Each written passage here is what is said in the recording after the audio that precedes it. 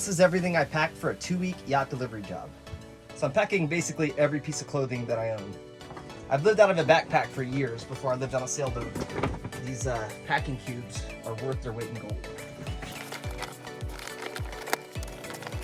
I always keep a fully stocked toiletry bag.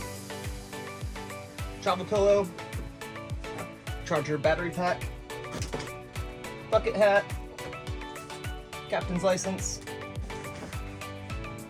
Garmin inReach, a headlamp and a backup, tripod to make videos, dirty laundry bag,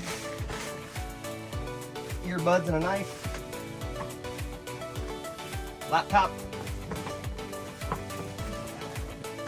And last but not least, our West Marine foul weather gear.